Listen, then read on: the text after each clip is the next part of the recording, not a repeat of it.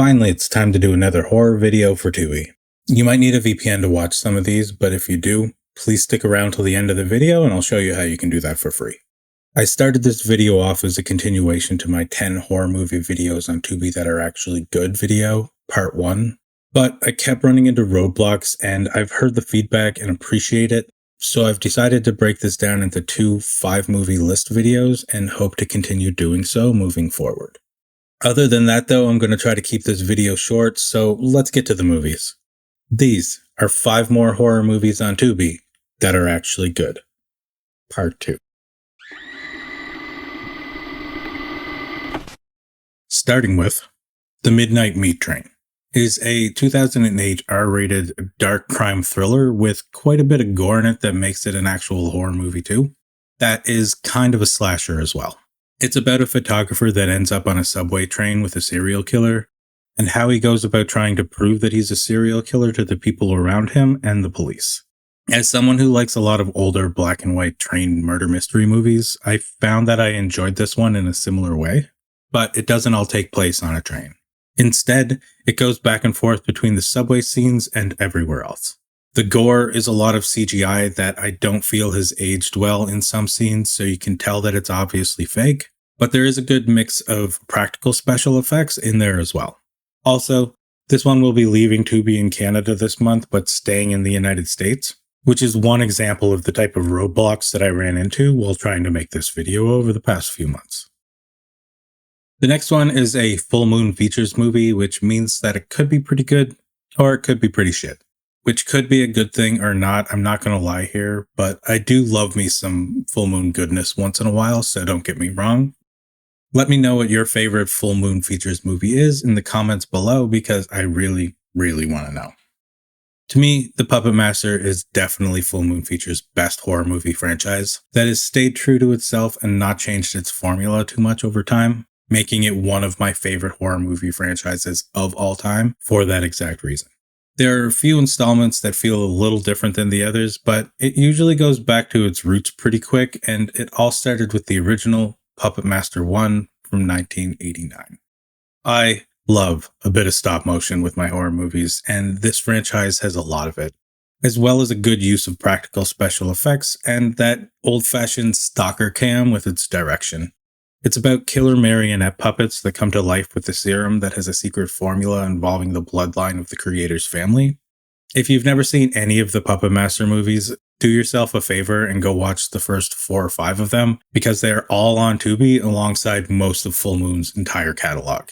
They even have their own dedicated section on Tubi.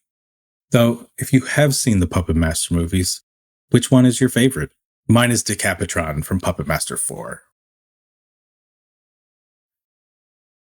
The Grudge is a 2004 American remake of the 2002 Asian horror movie Ju-On. It tells the story about an American nurse living in Tokyo going to take care of a patient at a house that is haunted, who finds herself getting exposed to a supernatural curse. It's a lot of creepy imagery that I feel has stood up to the test of time, and is a great place to start getting into Asian horror movies if you're unfamiliar with the genre, but don't really feel like watching something with subtitles. Because it very much is a Japanese horror movie with American actors in it, with the way that it's shot and directed, which might be a good thing for some people, but fans of J-horror may prefer the original better. Japanese horror movies are usually meant to creep you out or give you chills more than anything else, because they celebrate their spooky season like our Halloween in the summer during their Festival of the Dead. The Belko Experiment is an older Blumhouse horror movie from back in 2017, when Blumhouse was releasing a lot better horror movies than they have been lately. It's about 80 Americans working in Colombia when they get locked inside their office building and asked to kill each other. It gets pretty suspenseful and has a lot of social commentary on how people react under stressful environments and human nature in extreme circumstances, which gets pretty uncomfortable, but not because of the gore, though it does have its gory moments. I like that this was a one-and-done film and that there's no plans for them to make a sequel out of it or turn it into a franchise. And I hope it stays that way, because sometimes it's good to just have a standalone horror movie that doesn't have anything else attached to it, and currently that's what this is. I talked about the first Terrifier movie on my last Tubi Horror Movies video, And I said that it felt like it was just an introduction to Art the Clown as a character. Since then, they have added Terrifier 2, which feels more like the start of the franchise, after they got a little more money to work with from the sales of the previous film. I love Terrifier 2. As much as some people tend to treat it like it's a 2-hour long death scene, which it's absolutely not. Yes, there is a 5-minute long death scene in it that is a bit long for a death scene in a horror movie, but lockdowns happened during the filming of that shot, so it wasn't originally intended to be that long, and it's a 2-hour long movie. Once you get past that one scene, there's so much more to this movie than just its gore. Like, Sienna Shaw is one of my favorite final girls of all time.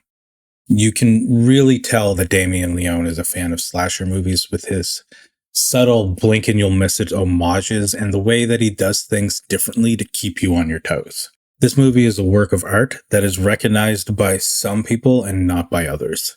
But it is the movie that helped spark the renaissance of the slasher genre that we are currently living through today.